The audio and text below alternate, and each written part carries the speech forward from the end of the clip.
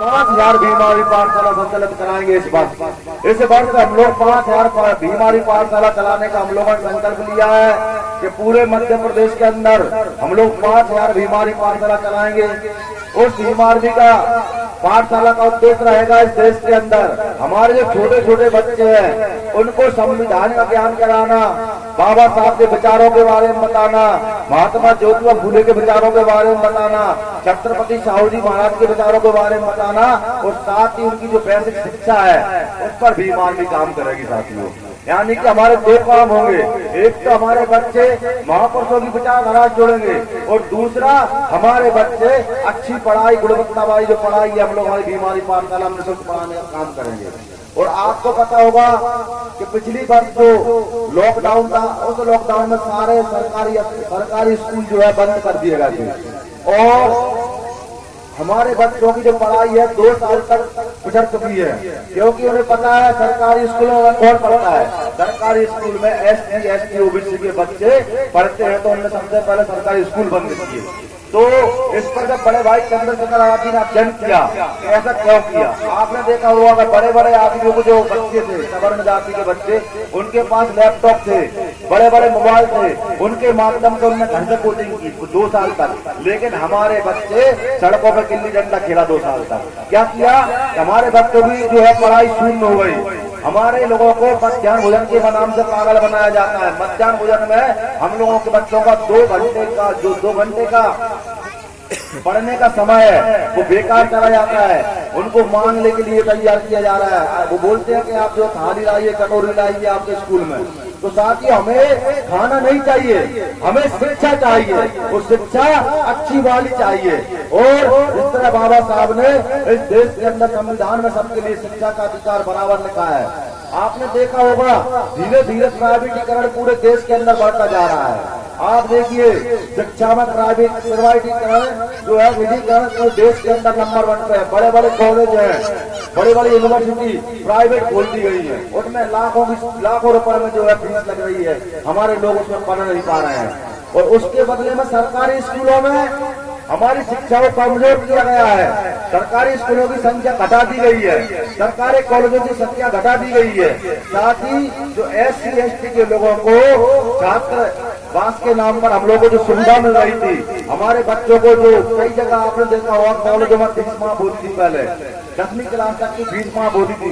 लेकिन अब मुझे जहाँ तक लग रहा है यार कोई हमारा विद्यार्थी यहाँ बैठा होगा तो मुझे लग रहा है कि सभी जगह फीस जमा होने लगी, हमारे बच्चों की फीस जमा हो रही है। और पहले हमारी जो शिक्षा थी निःशुल्क थी और हमें निःशुल्क छात्रावास की योजना डॉक्टर BR अम्बेडकर जी ने हम लोगों को दी है और उस योजना के तहत हम फ्री पढ़ सकते थे और फ्री रह सकते थे। लेकिन यह सुविधा धीरे धीरे सरकार के द्वारा खत्म कर दी गई है। उसकी भी आवाज हमारी भीम आर्मी की स्टूडेंट फेडरेशन है। भीम आर्मी स्टूडेंट फेडरेशन छात्र संघ जो भीम आर्मी का है उसके माध्यम से पूरे देश के अंदर आवाज उठा रहे हैं हमारे छात्रों की। इसी तरह भीम आर्मी पूरे देश के अंदर सामाजिक स्तर पर काम कर रही है। आपने बताया होगा दतिया में तमाम घटनाएं हुई जिन पे हमारे जिला के कमेटी के जिन लोगों ने संज्ञान लिया और पूरे दतिया में आंदोलन कर आपको न्याय के लिए आवाज उठाई। और मैं ये कह रहा हूँ कि देश का ऐसा कोई भी आंदोलन नहीं है, चाहे वो OBC आरक्षण वाला आंदोलन हो जिसके लिए हम लोगों ने भोपाल में जाकर के फिर सदन की लाठियां खाए और हम लोग जेल गए। दूसरा कोई भी ऐसा आंदोलन, शिवपुरी की घटना, चाहे हमारे वाल्मीकि समाज के 2 बच्चों की हत्या की मामला हो, जब भी भीम आर्मी के लोगों ने आगे बढ़ चढ़ करके आंदोलन किया और तमाम ऐसी घटनाएं हैं पूरे देश के अंदर, ऐसा कोई भी मुद्दा बाकी नहीं है जिस मुद्दे में हमारा नेता चंद्रशेखर आजाद शिरकत न करे साथियों। चाहे तो किसानों का मामला हो, जब इस देश के अंदर रविदास मंदिर को तोड़ दिया गया तो 19 अगस्त के दिन 5 लाख लोग एक साथ दिल्ली में जाकर के चंद्रशेखर आजाद जी ने आंदोलन किया और मोदी सरकार को घुटने के भर बिठाया। भाई इस देश के अंदर आरक्षण खत्म कर दिया गया। इस देश के अंदर जब आरक्षण की बात हुई तो OBC भाइयों के लिए हमने सबसे ज्यादा आंदोलन किए साथियों। आज आप देखिए पूरे देश के अंदर 34 जज सुप्रीम कोर्ट में हैं। कितने 34 जज सुप्रीम कोर्ट में आंकड़ा सुन लीजिए आप लोग, लेकिन 34 में से केवल 2 जज ही जो है ओबीसी वर्ग के हैं, उसमें 4 जज जो है सवर्ण उसके SC ST के हैं, यानी कि 34 में से कुल 6 जज ही हमारे SC ST और ओबीसी भाई हैं। यानी कि हमारे आप देख लिए क्या उनके जो जज है वो क्या आपके साथ न्याय करेंगे? क्या आपकी आवाज सुनेंगे? क्या आपके लिए काम करेंगे? कभी नहीं करेंगे वो लोग काम। तो हमारी शिक्षा को कमजोर किया जा रहा है। वो चाहते हैं, बाबा साहब ने कहा था कि 21वीं सदी हमारी होगी। अब उनको एहसास हो गया है कि 21वीं सदी यहाँ के बहुजन समाज के लोगों की होगी, तो उनने सबसे पहले इस देश के अंदर निजीकरण करना चालू किया है। सबसे अंदर शिक्षा को कमजोर करने का काम किया है। जैसे ललाई सिंह यादव जी हैं, इनका जन्म 1 सितंबर 1921 में कानपुर में हुआ। इन्होंने देश के अंदर 1968 में सच्ची रामायण का इन्होंने अनुवाद किया और उस किताब को पूरे देश के अंदर चलाया। लेकिन 1969 में ही इसका विरोध हुआ पूरे देश के अंदर। वो पूरे देश में विरोध हुआ तो उस रामायण को बैन कर दिया गया। लेकिन उन्होंने उनके जो बनवारी लाल यादव जी एडवोकेट थे, जो पिछड़ा वर्ग से आते हैं, उन्होंने उस की सुनवाई सुप्रीम कोर्ट में लगाई और सुप्रीम कोर्ट ने आदेश दिया 1971 में कि सच्ची रामायण सही है, इसको आप किसी भी आधार पर गलत साबित नहीं कर सकते। और हमारी उस सच्ची रामायण को, ललाई सिंह यादव जी की लिखी हुई सच्ची रामायण को दोबारा से देश के अंदर जो है पढ़ने के लिए दोबारा किताबें को तैयार। लेकिन साथ ही जिनकी जो जब्ती किताबें की गई थी उनका जो नुकसान हुआ था, सुप्रीम कोर्ट ने 350 रुपया जिसने सामने वाले का मुकदमा किया था उस पर जो है जमानत के तौर पर लगाया कि आप 350 रुपया ललाई सिंह यादव जी को दोगे। तो साथियों, ललाई सिंह यादव जी जाति से यादव थे, लेकिन उन्हें जातिवाद से सख्त नफरत थी। उन्होंने अपने नाम के आगे से यादव शब्द को हटा दिया और अपने सामने पेरियार लिखना चालू कर दिया। उनका पेरियार ललाई सिंह लिखना चालू कर दिया। तो हमारे जो महापुरुष हैं, आपने देखा होगा ज्यादातर ओबीसी के ही महापुरुष हैं। आप देखिए यहाँ पे कि आप ललाई सिंह यादव जी को देख लीजिए, छत्रपति साहू जी को देख लीजिए, महात्मा ज्योतिबा फुले को देख लीजिए। तमाम जो महापुरुष हमारे ओबीसी समाज की विचारधारा से और ओबीसी समाज के जो भाई हैं, जो यादव समाज से आते हैं, पूर्वी समाज से आते हैं, साहू समाज से आते हैं, उनसे मैं निवेदन करता हूँ कि इनकी जो असली विचारधारा है, जो मूल निवासियों की विचारधारा है, वो भीम आर्मी इस देश के अंदर चला रही है, जिसे बहुजन हिताय बहुजन सुखाय बोलते हैं। ताकि जो 1585 जो लड़ाई थी मानवर साहब कांशीराम ने 84 में इस देश के अंदर स्टार्ट की थी, आपको पता होगा कांशीराम साहब आने आ गया।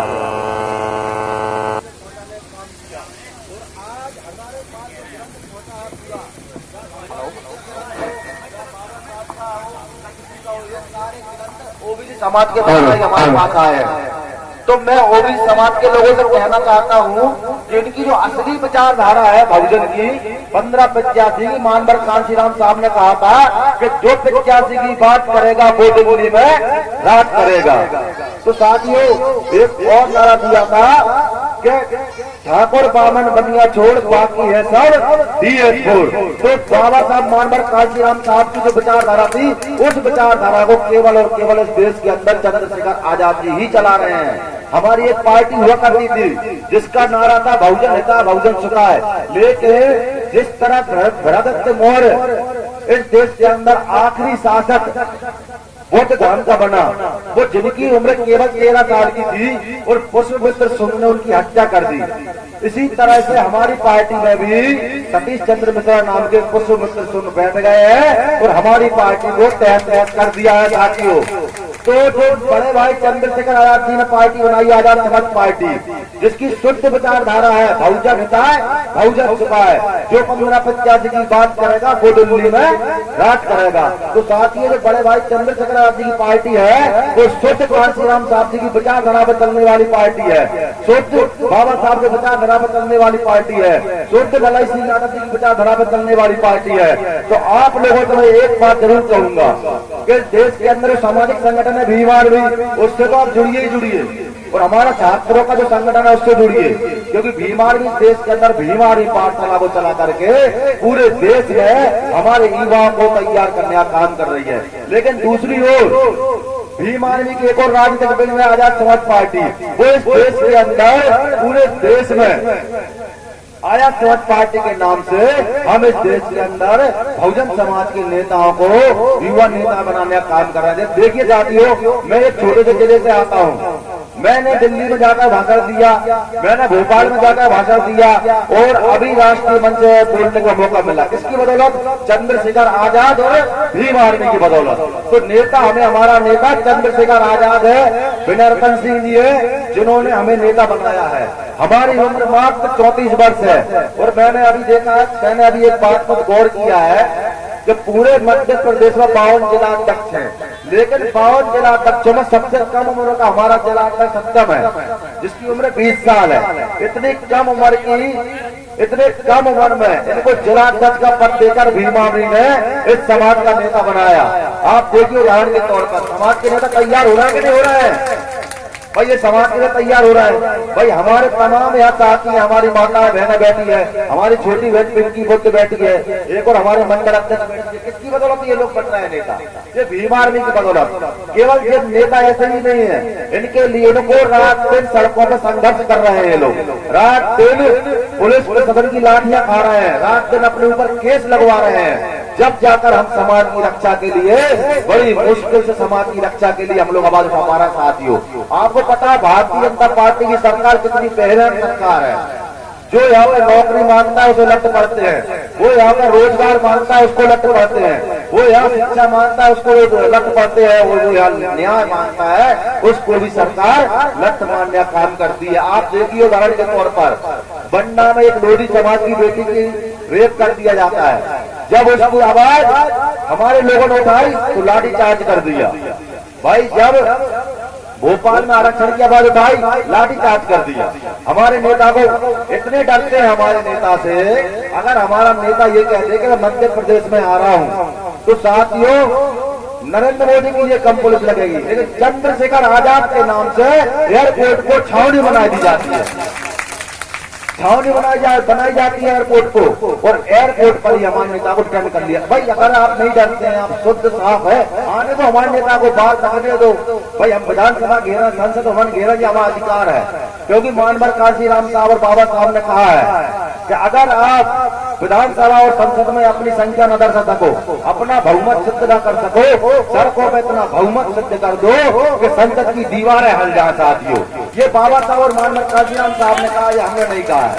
तो साथियों वही तो कर रहे हैं, भाई वही तो कर रहे हैं। भाई आर्टिकल 19 के तहत हम संविधान की बात को मान रहे हैं, आर्टिकल 19 के तहत हम भीम आर्मी के लोग इस देश के अंदर अपनी बात रखने का अधिकार रखते हैं। हम पूरे देश के अंदर हम बात हमारी रख सकते हैं। ये कौन देता है अधिकार? संविधान देता है। चंडीगढ़ संविधान देता है अधिकार आंदोलन करने का, संविधान देता है हक अधिकार, लड़ाई लड़ने का अधिकार, ये अधिकार। लेकिन ये लोग खुद ही कानून में को हाथ में लेकर के हमारे लोगों को ऊपर लाठियां बांधने का काम करते हैं। क्यों? इनको डर है, क्योंकि इनको डर किस बात का है?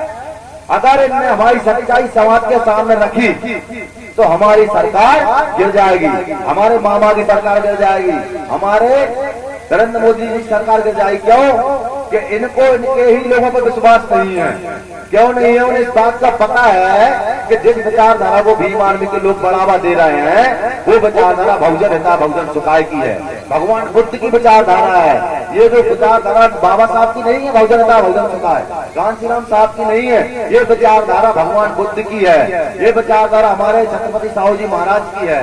साथियों, तो मैं आप लोगों को, बारिश का मौसम है, समय आप लोगों का कम ही लूंगा और आप लोगों से एक बात जरूर कहूंगा कि आप लोग मेरे से वादा करिए, आपके घर से एक बच्चा भीम आर्मी को दो, हम आपको सरकार बनाकर मैं दूंगा। आपको आपके घर में एक बच्चा भीम आर्मी का सदस्य बनाइए, पुलिस के अंदर सरकार बदल के हम देंगे, आपके हाथ में लाके सरकार देंगे। हम लोग आपसे वादा कर रहे हैं, हम लोग केवल आप घर घर में एक भीम आर्मी का सैनिक पैदा कर दो और वो सैनिक ऐसा हो अकेला ही 100 मनुवादियों में भारी पड़ जाए, ऐसा तैयार हम करके देंगे उसको।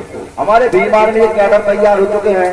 कैडरों को गांव गांव तक पहुंचाने का जो मानवर कांशीराम साहब ने काम किया था, उस कैडर को हम लोग बहुत जल्द जो हमारे जिलाध्यक्षों को दे करके हम लोग प्रत्येक विधानसभा में, जिला कमेटियों में उस कैडर को दिया जाएगा। साथ ही ये बात जरूर कहूंगा आप लोगों से कि आपका बहुत बहुत धन्यवाद। आपने तुम्हारी बारिश में जो है कार्यक्रम का आयोजन किया, और यहाँ की जो आयोजन कमेटी है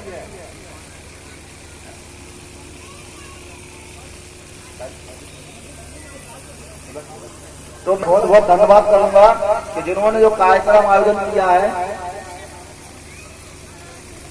सबसे पहले मोहनलाल अहिरवार जी समाज सेवी, इनका मैं वरिष्ठ समाज सेवी है, तहे दिल से धन्यवाद करता हूं कि समाज के लिए इन्होंने आगे आकर के कार्यक्रम का जो है कार्यक्रम किया है। राजकुमार बौद्ध जी जो कि IT सेल प्रभारी है, उनका भी मैं बहुत बहुत धन्यवाद करूंगा कि उन्होंने समाज के लिए आगे आकर समाज के हक अधिकार की बात रखने के लिए कार्यक्रम रखा। दूसरा एवरण गौतम जी पंचायत अध्यक्ष भीमार में से, उनका भी बहुत बहुत धन्यवाद करूंगा।